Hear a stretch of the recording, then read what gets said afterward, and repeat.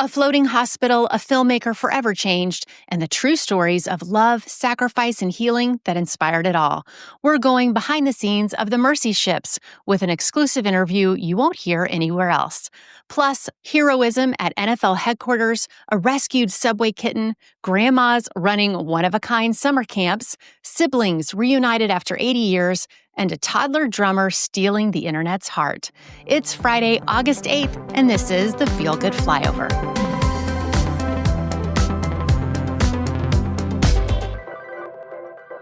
Hi, everyone. I'm Amy Hess, and welcome to the Feel Good Flyover, where every Friday we bring you the stories that lift your spirit and showcase the good. This week's episode is a little different, and that's because of you. So many of you told us you wanted more in-depth interviews, and today we're doing just that. We're going behind the scenes of a powerful new docuseries about Mercy Ships, the floating hospitals bringing world-class care to communities that need it most. We truly value your feedback. It helps shape everything we do. And later in the show, we've got an exciting opportunity for you to become an even bigger part of the flyover. But first, let's get to our feel-good feature story. We're cleared for takeoff, or in this case, to set sail. Our Feel Good feature invites us into one extraordinary story, one that shows what it looks like when love, sacrifice, and healing all come together in one place. Mercy Ships is a global nonprofit that brings life-changing surgical care to people who wouldn't otherwise have access by way of hospital ships that travel the coast of Africa. Their mission is now the focus of a powerful new docuseries created by Telly Award-winning filmmaker Tracy Trost, produced by Citygate Entertainment, and streaming on Angel. The series captures not only the surgeries that changed lives, but the selfless volunteers who give up everything to serve. I sat down with Tracy to talk about what drew him to the story, how it's changed him in ways he never expected, and one moment from the upcoming season 2 that left him in tears. Tracy, there are a lot of stories you could have told, but this is the one that really drew you in. What did God place in your heart that told you this was the one you were meant to pursue? Wow, that's a good question, Amy. Thank you so much for that. I'd known about Mercy Ships for a long time, and I knew that it was led by volunteers, but that term volunteer didn't really stick with me until I went on the ship myself and met the people and started talking to them and started realizing these are people who are willing to sell their house, uproot their family, move to another country and say, I'm going to come serve. And sometimes it's 2 weeks, sometimes it's 28 years. So it moved me when I met these people, and it caused me to say, as a storyteller, I got to tell the story.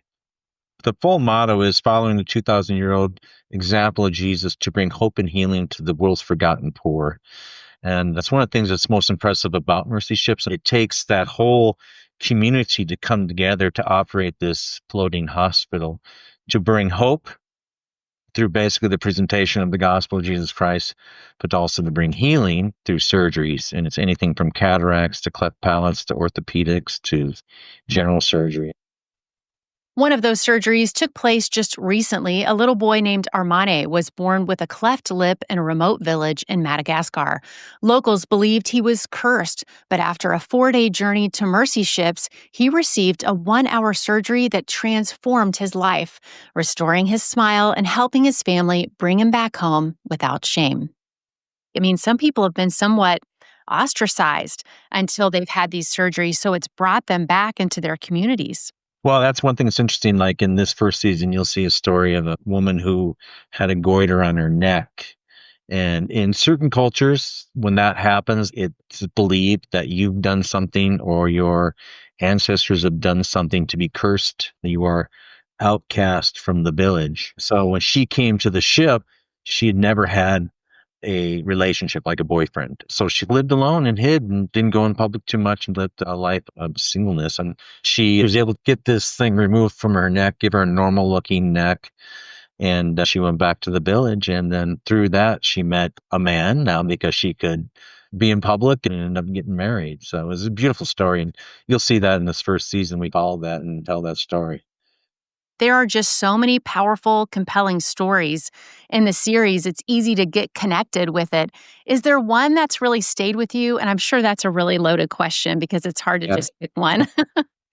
Well, recently, when we were just in Madagascar filming for season 2, there's a handful of volunteers that go to the local prison, and this was the juvenile section of it.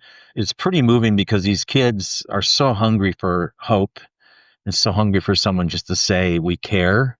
And this group of people from the ship go and they share the gospel. They bring food because in the prison system there, they don't feed the kids. Food has to come from the outside. So your family has to provide food. They don't give clothing. They don't give any kind of hygienic stuff. This country is a little bit different than others. It's a guilty until proven innocent. And this little boy, I think he's 17 years old, he was accused of a crime, and it was on them basically to prove that he didn't do it. And all they had was their word, of course. And so he gets thrown in jail. The judge was willing to give him a court date, but there's fees that had to be paid. And so it was like, I want to say it was 2.5 million RER, which basically equates to about $450 US. And so they were just hoping and praying that somehow the father can get this money to go before the judge and tell their story. They had some proof on the video that somebody confessing that it wasn't the kid. The money came in miraculously to the father. He was able to go before the judge, present his story. After 7 months of being in prison, the son was able to go home that day and be with his father. And he just grabs his son. He's just rubbing his head and just holding him. And I'm weeping trying to do this interview. That was one that really stood out from this trip because it was the practical application of bringing hope and healing. You've spent years with this project, filming, interviewing, watching these stories unfold right in front of you. How has it changed you personally and maybe even as a filmmaker or even just a person of faith? It honestly gives me hope for mankind. If you get outside of the US, things in some ways are much simpler. The people who live in Madagascar aren't worried about the political environment. Most of these people are just trying to survive and live their life and find food and hopefully find employment. Yeah, I worked a ton outside of the US. In my personal opinion, the US is one of the most amazing countries in the world, and I'm so happy to be from here. I think everybody in the US should go to a third world country and experience it because I think we would all be much more thankful for the lives that we have and not so caught up in the things that quite honestly don't really matter. On Mercy ships, the volunteers don't just serve, they give everything, sometimes even their own blood. The crew acts as the blood bank, donating in real time during surgeries. In a community built on mission, relationships grow fast. Some even meet their spouse on board. It's earned the nickname the Love Boat, and all of this is happening in places and cultures very different from their own. How do you approach telling these stories in a way that honors both the volunteers and the communities they serve? Yeah, that's an important part of the show too, is that we don't in some way offend the countries that are having us be there. Thing is, in whatever country, and no matter what the political status is of the government, there are good people all around. So we try to focus on the good that's happening with the show and highlighting the people, not only the volunteers, but people off the ship that work with Mercy ships. And that spirit of service continues to spread. Right now, 3 nursing students from Belmont Abbey College are serving aboard the African Mercy in Madagascar. After raising the funds to get there, they're now part of the story, helping bring healing to the same communities Mercy Ships was created to serve. What does it mean to you to see this next generation saying yes to a life of mercy and mission? That just gets me so excited because one of the reasons we were doing this television series was to bring awareness to mercy ships so that nurses and doctors and laymen are aware you can go and put your skills to work and serve God and help your fellow man through this program. And you don't have to create it yourself. All you got to do is enter in and go. Well, when someone finishes an episode, maybe they've smiled, maybe they've cried. That has happened to me watching these episodes. What do you hope stays with them after the credits roll? I hope the thing that sticks with somebody after they watch the show is that you can make a difference. If you're just willing to step out of your comfort zone a little bit, willing to take a chance, and you can use whatever skills you have. And I hope that if the show inspires people, I hope it opens their minds up to understanding that there's a big world out there, and even one person living in the flyover states of the country can go and change the world. And that's really what this whole story is about. Ordinary people stepping into extraordinary purpose. You can watch the first 3 episodes of the Mercy Ship series for free at angel.com/mercy. We've also linked it in the show notes. Stay tuned a little later in the show. You're going to get a sneak peek.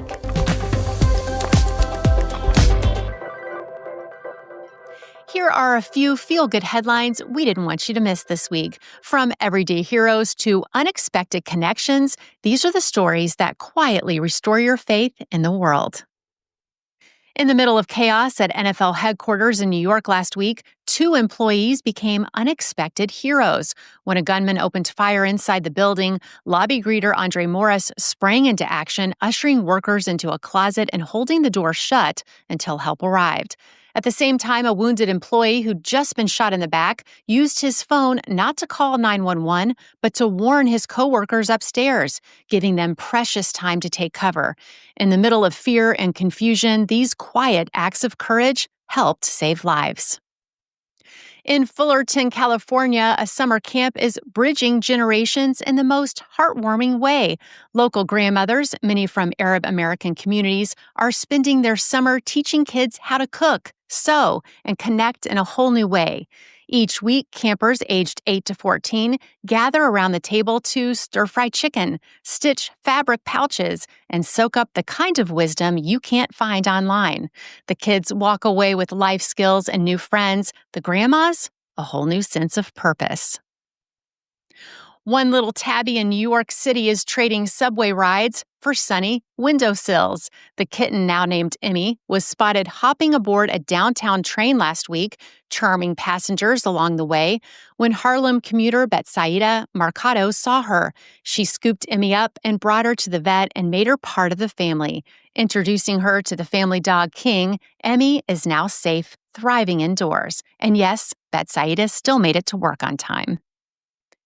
In a story nearly 80 years in the making, 2 siblings separated as infants in 1946 have finally been reunited thanks to a DNA match that connected their families.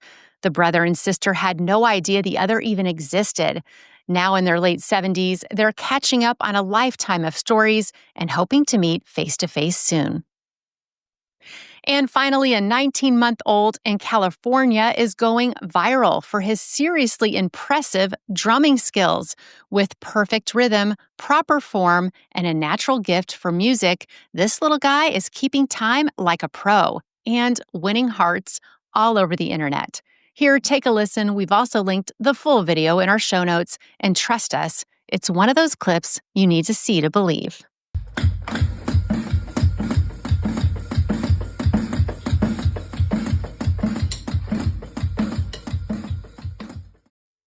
Before our video of the week, a quick word about how you can be a part of the Flyover's future. The Flyover isn't just another news outlet. We're rebuilding trust in journalism from the ground up.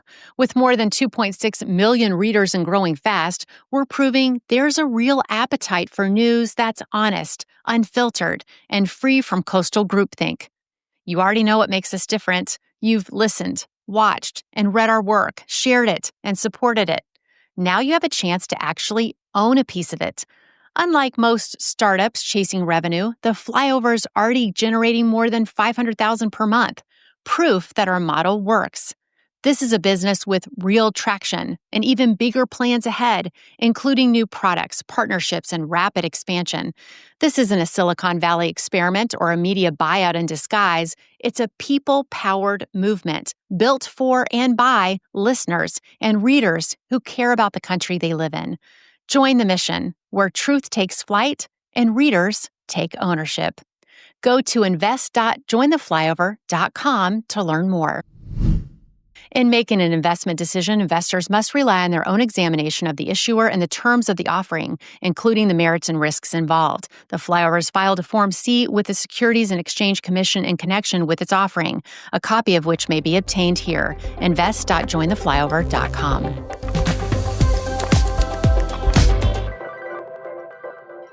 As promised, here's a special sneak peek at the Mercy Ships docuseries. Whether you're watching or just listening, this trailer offers a glimpse into the powerful stories and everyday miracles happening on board.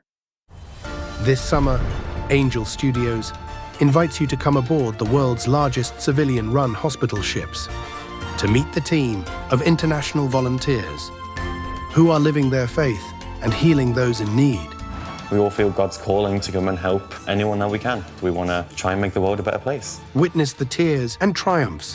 When Mercy Ships sails in, we really do see hope again reignite in people's eyes as we look at them and show them Jesus' love. Come and join these everyday heroes on board the Mercy Ships. There's no other ship in the world that has a cargo of hope and healing. Begin watching for free now on Angel. Now streaming exclusively on Angel.